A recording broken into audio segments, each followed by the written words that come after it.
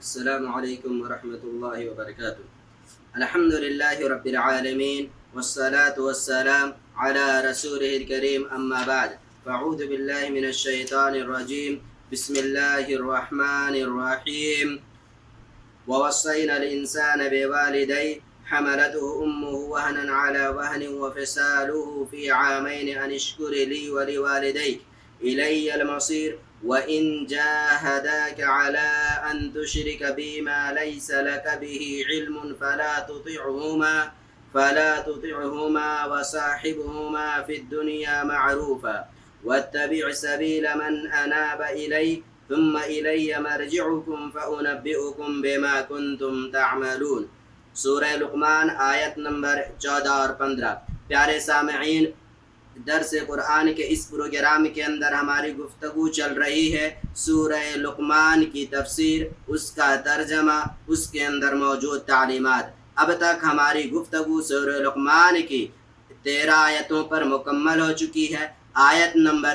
14 اور 15 کی ابھی آپ کے سامنے میں نے تلاوت کی ہے۔ سب سے پہلے میں ان دونوں آیتوں کا ترجمہ آپ کے سامنے پیش کرتا ہوں، اس کے بعد اس کی تفسیر اور اس کے اندر جو معنی و مفاہیم اور اس کے اندر جو پیغامات موجود ہیں ان پر انشاءاللہ گفتگو کرنے کی کوشش کرتا ہوں۔ دیکھیں، آیت نمبر 14 کا ترجمہ ہے، اور ہم نے انسان کو اس کے ماں باپ کے متعلق نصیحت کی ہے۔ اس کی ماں نے دکھ پر دکھ اٹھا کر اسے حمل میں رکھا اور اس کی دودھ چھڑائی 2 برس میں ہے کہ تو میری اور اپنے ماں باپ کی شکر گزاری کرے، تم سب کو میری ہی طرف لوٹنا ہے۔ آیت نمبر 15 کا ترجمہ ہے، اور اگر وہ دونوں تجھ پر اس بات کا دباؤ ڈالیں کہ تو میرے ساتھ شریک کرے جس کا تجھے علم نہ ہو تو ان کا کہنا نہ ماننا، ہاں دنیا میں ان کے ساتھ اچھی طرح بسر کرنا اور اس کی راہ پر چلنا جو میری طرف جھکا ہو۔ تمہارا سب کا لوٹنا میری ہی طرف ہے، اور جو کچھ تم کرتے ہو میں تمہیں تمہارے تمام کاموں سے آگاہ کرنے والا ہوں، باخبر کرنے والا ہوں۔ پیارے سامعین، اب تک ہماری گفتگو اس سے پہلے جو ہوئی تھی وہ یہ، لقمان حکیم نے اپنے بیٹے کو جو نصیحت کی تھی وہ یہ کہ ہے میرے بیٹے، اللہ رب العالمین کے ساتھ کسی کو بھی ساجی اور شریک نہ ٹھہرانا۔ گویا کہ لقمان حکیم کی نصیحتوں کی ابتدا ہو چکی ہے۔ سب سے پہلی نصیحت ان کی اپنے بیٹے کے لیے جو تھی وہ ہمارے سامنے آ چکی ہے، اور میں نے عرض کیا تھا ایک والدین کو اپنے اولاد کے تئیں سب سے زیادہ احتیاط جس کام میں کرنا چاہیے وہ یہ کہ اپنے اولاد کے عقیدے کو ٹھیک کرے، ان کے عقائد کے اندر کسی بھی قسم کا خلل نقص موجود نہ رہنے دے، انہیں اللہ اور اس کے رسول سے مکمل طور پر آگاہ کر دے اللہ کون ہے، اس کی صفات کیا ہیں، اور اسی طریقے سے اس کے حقوق کیا ہیں، اور کون کون سے کام ایسے ہیں کہ اگر انسان انہیں انجام دے تو اس کا عقیدہ فاسد ہو جائے گا، اس کا عقیدہ خراب ہو جائے گا۔ ایک والدین کی یہ ذمہ داری بنتی ہے، والدین کے یہ حقوق ہیں۔ پیارے سامعین، ابھی میں نے جو آپ کے سامنے آیت پیش کی ہے، آیت نمبر 14 اور 15، ان دونوں آیتوں کے تعلق سے مفسرین کے یہاں 2 طرح کے آراء پائے جاتے ہیں۔ نمبر 1، سب سے پہلی رائے کچھ مفسرین کا یہ کہنا ہے کہ یہ دونوں آیتیں یہ اللہ رب العالمین کا قول ہے، یہ لقمان حکیم کی نصیحت یا ان کا قول نہیں ہے۔ وہ لوگوں کی یہ دلیل ہے کہ اللہ رب العالمین نے پورے قرآن کریم کے اندر یہ اصول اپنایا ہے۔ اللہ رب العالمین نے جہاں بھی پورے قرآن کریم کے اندر اپنے حق کا تذکرہ کیا ہے، اس کے مان بعد حقوق العباد میں سب سے عظیم حق جو ہے حقوق الوالدین، اس کا تذکرہ فرمایا ہے۔ تو یہاں پر بھی اللہ رب العالمین نے اسی اصول کو برقرار رکھا، اور اس سے پہلے لقمان حکیم نے چونکہ اپنے بیٹے کو حقوق اللہ میں جو سب سے اہم حق تھا یہ کہ اس کی عبادت کرے، اس کے ساتھ کسی کو بھی ساجی اور شریک نہ ٹھہرائے، تو اللہ کے حق کا تذکرہ تھا، اسی کی وجہ سے اللہ رب العالمین نے یہاں پر اسی کے مان بعد حقوق العباد میں سب سے اہم جو حق تھا اس کا تذکرہ فرمایا ہے۔ اور کچھ لوگوں کا کہنا ہے، کچھ مفسرین کا یہ کہنا ہے کہ یہ بھی لقمان حکیم کا قول ہے، اور یہ بھی ان کی نصیحت ہے کہ جہاں انہوں نے حقوق اللہ میں اس بات کی وصیت، اب اس بات کی نصیحت اپنے بیٹے کو کی تھی کہ اللہ رب العالمین کے ساتھ کسی کو بھی ساجی اور شریک نہ ٹھہرانا۔ وہیں پر حقوق العباد کے تئیں سب سے اہم جو حق تھا اس سے بھی انہوں نے اپنے بیٹے کو باخبر اور آگاہ کیا تھا کہ اللہ کی حقوق کی والدین کے ساتھ بھی اے میرے بیٹے تم حسن سلوک کرنا۔ بہرحال چاہے یہ اللہ کا قول مانے یا لقمان حکیم کا قول مانے، ہماری یہ ذمہ داری ہے کہ اس کے اندر جو تعلیمات ہیں ان تعلیمات پر ہم مکمل طور پر عمل کرنے کی کوشش کریں۔ پیارے سامعین، اللہ رب العالمین نے ہمیں انسانوں کی اس بات کی نصیحت کی ہے کہ ہم اپنے والدین کے ساتھ حسن سلوک کر لیں۔ حسن سلوک کرے، یہاں پر اللہ رب العالمین نے جو لفظ استعمال کیا ہے وہ کہا ہے وَوَصَّيْنَا، یعنی ہم نے وصیت کی ہے، اور کچھ لوگ اس کا ترجمہ کرتے ہیں امرنا ہو، یعنی ہم نے حکم دیا ہے۔ جب کہ حکم دینے میں اور کسی چیز کی وصیت کرنے میں فرق پایا جاتا ہے۔ حکم یہ ایک عام سی چیز ہوتی ہے، جب کوئی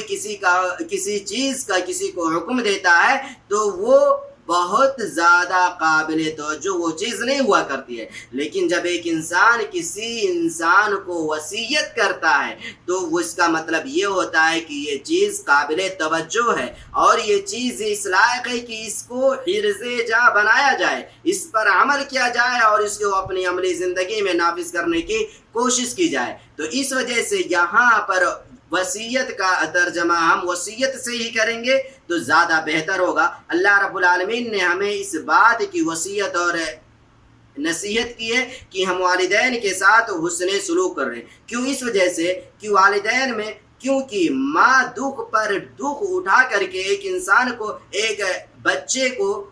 حمل کی حالت میں رکھتی ہے۔ پیارے سامعین دیکھیں، جب ایک انسان بھوکا ہوتا ہے تو اس کا پیٹ خالی ہوتا ہے، پھر اسے بہت زیادہ بوجھ یا اس کا جسم بہت زیادہ وزنی نہیں ہوتا ہے، لیکن اس کے مد مقابل جب انسان کھانا کھا لیتا ہے اور اس کا پیٹ بھر جاتا ہے تو اس کا جسم وزنی ہو جاتا ہے، اس کا پیٹ بھی وزنی ہو جاتا ہے اور پھر اسے کہیں آنے جانے میں چلنے میں پریشانی ہوتی ہے۔ اسی وجہ سے انسان کھانا کھانے کے بعد بھی چاہتا ہے کہ میں تھوڑی دیر آرام کر لوں۔ تو آپ سوچیں، ایک ماں 9 مہینے تک ایک بچے کو اپنے پیٹ میں رکھتی ہے اور اس درمیان نہ جانے کس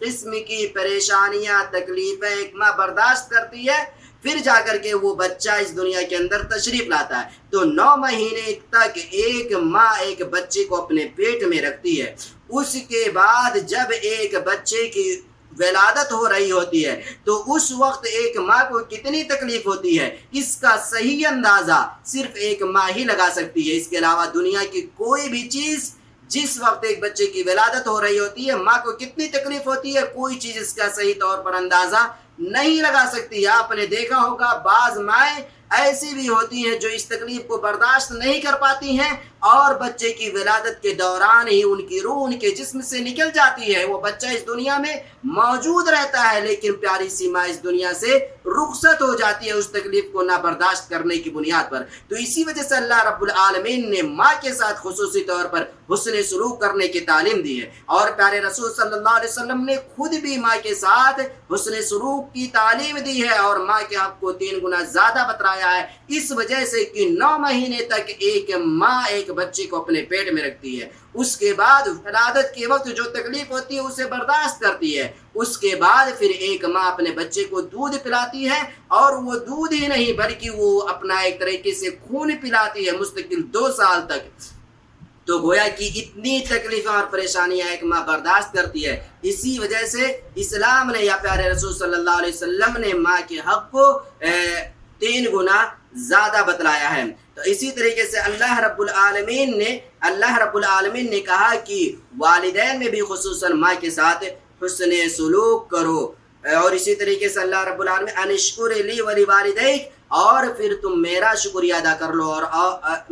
میرا شکریہ ادا کرو اور اپنے والدین کا شکریہ ادا کرو۔ میرا شکریہ اس بنیاد پر ادا کرو کہ میں نے تمہیں اتنی ساری نعمتوں سے مالا مال کر رکھا ہے، اور اپنے والدین کا شکریہ اس وجہ سے کرو کہ انہوں نے تمہاری تعلیم و تربیت کا انتظام کیا، تمہاری پرورش کی اور تمہارے رہنے سہنے کا انتظام کیا۔ افسوس پیارے سامعین اس بات پر ہے کہ ایک ماں اور ایک باپ 8 اولاد کے کھانے پینے کا، رہنے سہنے کا، تعلیم کا، ہر چیز کا انتظام کر لیتے ہیں، لیکن ہم اخلاقی طور پر اس قدر زوال کا شکار ہو چکے ہیں، اخلاقی پستی میں اس قدر گر چکے ہیں کہ 8 اولاد مل کر کے ایک ماں اور ایک باپ کے صرف 3 وقت کے کھانے کا انتظام نہیں کر پاتی ہے، اور پھر نتیجے کے طور پر اولڈ ہاؤس یا اس طرح کی جو جگہ ہوتی ہے وہاں پر اپنے والدین کو چھوڑ آتی ہے۔ یہ بہت بیکار چیز ہے اور اخلاقی طور پر نہایت ہی گھٹیا چیز ہے۔ ہمیں اس سے باز رہنا چاہیے اور اپنے والدین کے جو حق ہیں ان کو مکمل طور پر ادا کرنے کی کوشش کرنی چاہیے۔ اللہ رب العالمین نے کہا الیہ المصیر، میرے ہی طرف تم تمام لوگوں کو لوٹ کر کے آنا ہے۔ اور اگلی آیت جو ہے اس آیت کے تعلق سے شان نزول ہے، اور امام قرطبی رحمۃ اللہ علیہ نے ذکر فرمایا ہے کہ اگلی آیت جو ہے وَإِن جَاهَدَاكَ عَلَىٰ أَن تُشْرِكَ بِمَا لَيْسَ لَكَ بِهِ علم، یہ والی آیت صحابی رسول سعد بن ابی وقاص رضی اللہ تعالیٰ عنہ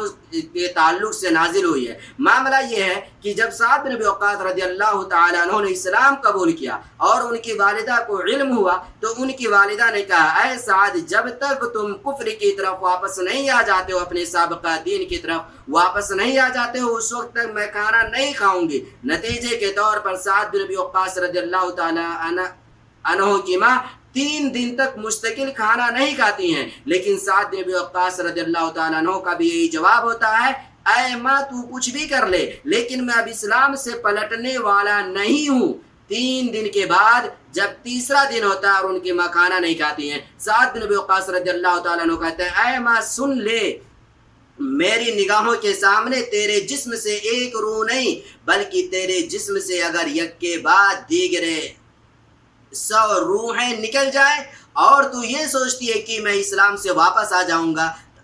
گا تو ایسا نہیں ہے۔ پھر اس کے بعد سعد بن ابی وقاص رضی اللہ تعالیٰ عنہ کی ماں کھانا کھاتی ہیں۔ تو یہ آیت انہی سے متعلق نازل ہوئی۔ امام قرطبی رحمۃ اللہ علیہ نے ذکر فرمایا ہے اپنی کتاب تفسیر قرطبی کے اندر۔ اس آیت کے اندر اللہ رب العالمین نے ہمیں اس بات کی تعلیم دی ہے، اس بات کا حکم دیا ہے کہ سنو، اصل یہ ہے کہ ہمیں والدین کی اطاعت کرنی ہے، ہمیں والدین کے ساتھ حسن سلوک کرنا ہے، لیکن کس معاملے میں؟ نیکی کے معاملے میں، خیر خواہی کے معاملے میں۔ جب وہ اطاعت رسول کا حکم دے، جب وہ کسی ایسی چیز کا حکم دے جس حکم کے اندر اللہ کے رسول کی اطاعت موجود ہو، اللہ کی اطاعت موجود ہو، تو ان کی اطاعت کرنا لازم ہے، واجب ہے، فرد ہے۔ لیکن اگر والدین شرک کا حکم دیتے ہیں یا والدین کسی ایسی چیز کا حکم دیتے ہیں جس کے اندر اللہ رب العالمین کی نافرمانی موجود ہے، رسول اکرم صلی اللہ علیہ وسلم کی نافرمانی موجود ہے، تو اللہ رب العالمین نے صاف طور پر کہہ دیا کہ اگر والدین شرک کا حکم دے یا پھر کسی اور چیز کا حکم دے جس کے اندر اللہ اور اس کے رسول کی نافرمانی موجود ہے، تو ایسی شکل میں ان کی اطاعت جائز نہیں ہے بلکہ حرام ہے۔ اور اللہ کے رسول نے بھی حدیث کے اندر بیان فرمایا ہے لا طاعت لمخلوق فی معصیۃ الخالق، کہ اللہ رب العالمین کی نافرمانی میں کسی بھی مخلوق کی، کسی بھی شخص کی اطاعت کرنا یہ جائز نہیں ہے بلکہ اسلام کے اندر حرام ہے۔ اس وجہ سے ایک اصول آپ یاد رکھیں کہ والدین کی ہمیں اطاعت کرنی ہے، لیکن کن چیزوں میں؟ ان چیزوں میں جن کے اندر اللہ رب العالمین کی خوشنودی موجود ہو، رسول اکرم صلی اللہ علیہ وسلم کا طریقہ اس کے اندر موجود ہو۔ لیکن اگر والدین ہمیں کسی ایسی چیز کا حکم دیتے ہیں جس کے اندر جس کے اندر اللہ رب العالمین کی نافرمانی ہے، رسول اکرم صلی اللہ علیہ وسلم کی نافرمانی موجود ہے، تو اس وقت والدین کی باتوں پر عمل کرنا یہ ناجائز ہے، یہ حرام ہے، بلکہ اس وقت والدین کی نافرمانی جائز ہو جائے گی۔ والدین کی نافرمانی اس وقت جائز ہو جائے گی، اور اگر کوئی شخص اس وقت بھی والدین کی اطاعت کرتا ہے تو وہ شخص گنہگار ہوگا۔